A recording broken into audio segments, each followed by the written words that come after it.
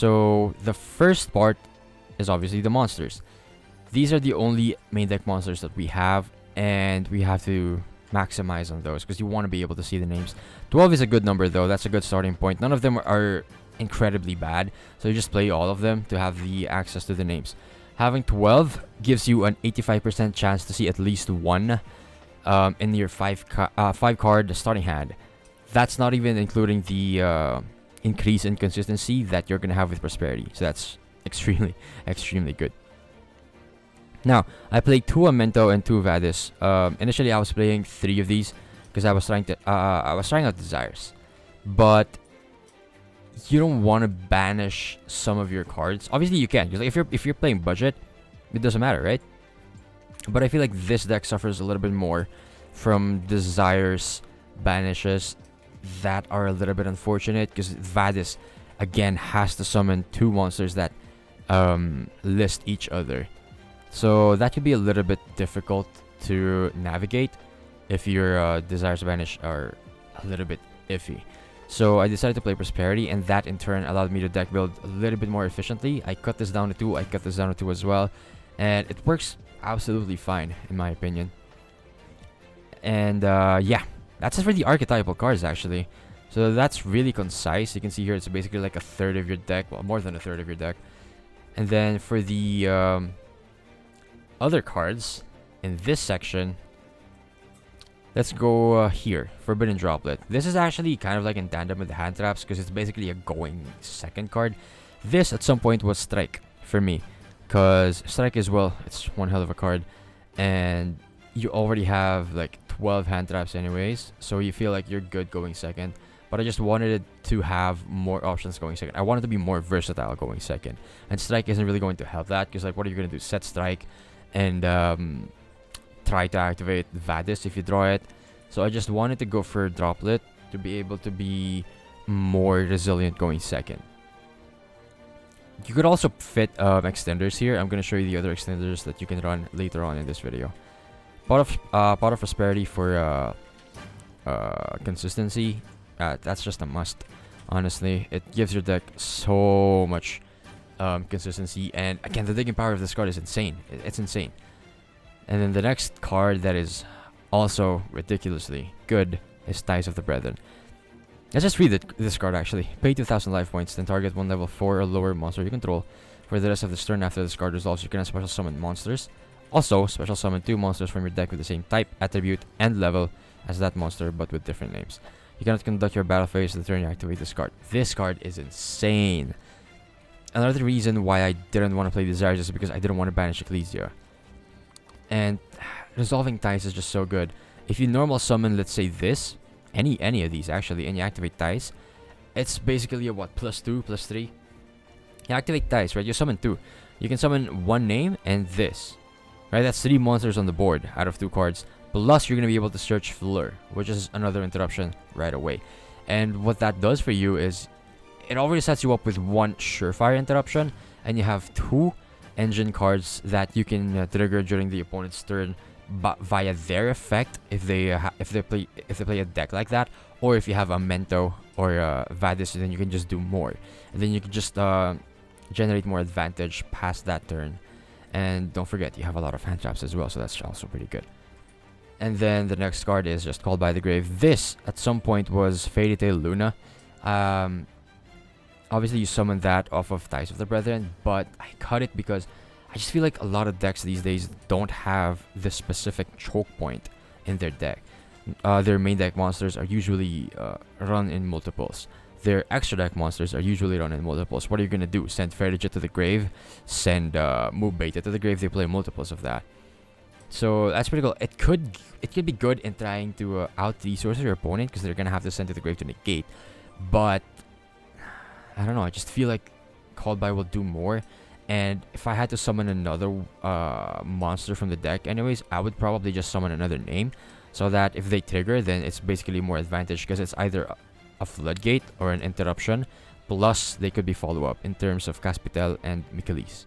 So that's why I removed that and just opted to summon out names instead of Fairy Tail Luna. And obviously we already discussed it. Ecclesia and Fleur. And then for the hand traps, not much to say here. Ash, staple. Imperm, staple. Droll. You have to survive. This is not... You have to keep in mind, this deck is built right now for the format of the TCG right now. I'm not taking into account decks like Flunderies or Shangjan. Wherein... Well, Droll is going to do something against Shangjan, but like... I would probably have Token Collector somewhere in here if I was thinking about Shangjan or Sword Soul. So for now, I'm thinking about Drytron, Tri-Brigade, Prankids, and stuff like that. And this just stops Drytron, which is like probably worst matchup.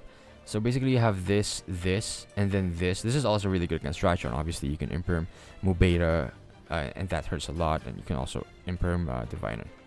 So you have 12 hand traps, which honestly do a lot. And D-Shifter, holy crap, this card is nuts. This card is absolutely nuts. The deck hates the graveyard, so why wouldn't you run this card? Right? This card hates the graveyard as much as your deck does. They fit perfectly together. Why not just run it? It's one of the best hand traps in the game, if not the best hand trap in the game, if you can run it. And this deck most certainly can.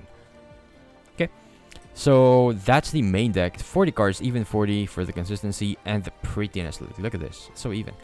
Now, let's move on to the extra deck. 3 Michaelis, 3 because, you know, it's the best. It's one of the best ones. You banish one and it's follow-up. Same thing with Caspitel. It's a Floodgate and follow-up. These two a little bit worse. This one is still a Floodgate because this is like the Dweller, right? But it doesn't give you follow-up. And Jibrin is not a Floodgate even, actually. It's just an Imperm.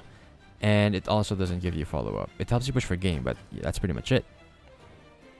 That's pretty much... You can actually play 3 of each of these. But I figured I'm going to be banishing some of these anyways. Every time I use Prosperity when I wasn't running other cards here, I banished one of these every single time. And then maybe one of this, and some other cards, right? So I was like, why not just put other options that you can use? So I put other cards in. Now, this is cool. Utopic Future and Utopic Draco Future.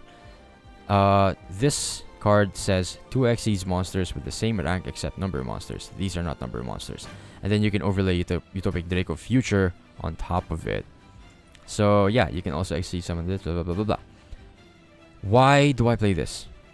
Well, the number one reason is because there are going to be times wherein your monsters, your Xyz monsters aren't going to do anything on the field because like you've already used their effect.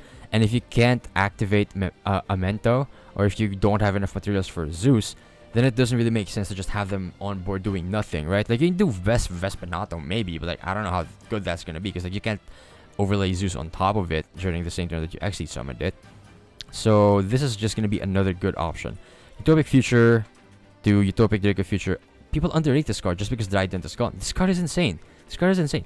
If a monster effect is activated, you can negate it, and if it's on the field, you can gain control of it. It doesn't even say for the turn. You just yeet the monster forever. And this is also overlooked, I feel like. Cannot be destroyed by battle or card effects. A lot of decks are going to struggle outing this, especially the non-real decks like rogue ones, you know.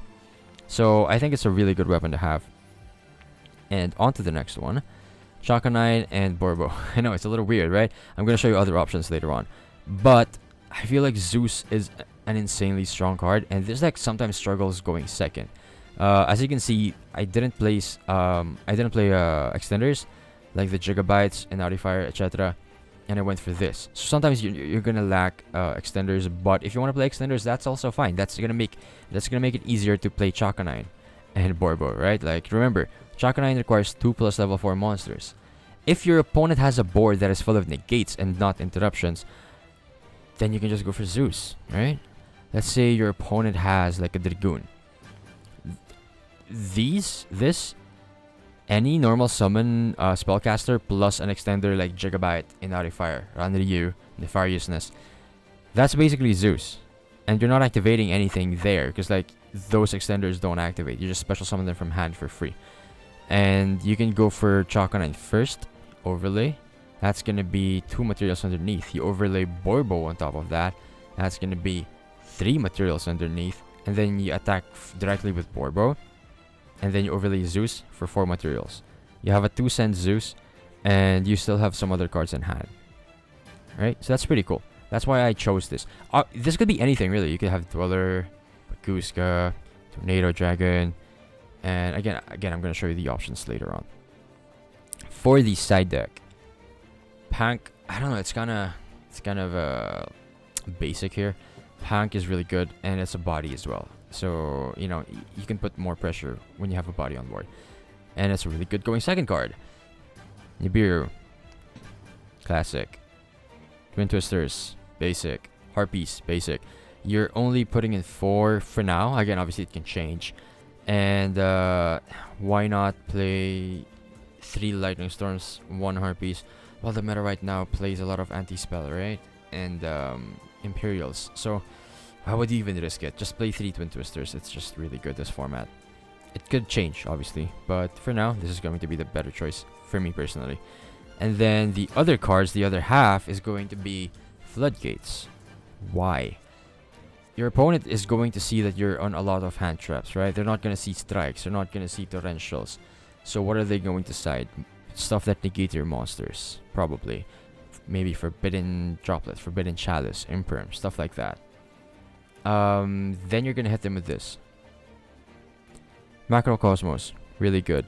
I didn't main it because, again, I want to be as versatile as possible for going first and second. So I wanted to have going second cards, and then consistency, extender, engine cards, and then these are basically the bricks, and they're not even that bad of a brick. And then you have Imperial, Anti-Spell, classic. And then the Floodgate of choice goes in match. I was thinking about Rivalry as well, but it's gonna lock you from your extra deck, because these are warriors, and obviously you have others here as well. But goes in match is a perfect fit. Why? Well, just look at them. Light, light, light, light, light. Light, light, light, light, light, light, light, light, light, light, light. Well, except from these two, because I was playing more copies of these, but this one is gonna be Earth. But you get what I mean, right? Everything is pretty much light. Even Zeus is light, so Gozen is going to be extremely good. Obviously, if the meta changes and they play more stuff like Evenly, which by the way hurts a lot, then you can change this up for like Judgments, and that's pretty good. Judgment is one hell of a card. Yeah, so that's pretty much it for the deck profile here. I hope you understand the rationale that was behind this deck building. And yeah, it's been really good so far, honestly. The testing that I've had has been really good during the latter part, because the early parts I was getting clapped. Honestly, I was getting hella clapped. But this iteration has been really cool. No Fusion Destiny, no Dogmatica, no Time Thief, just pure EXORSISTERS. Actually can do stuff. Now let's move on to the options.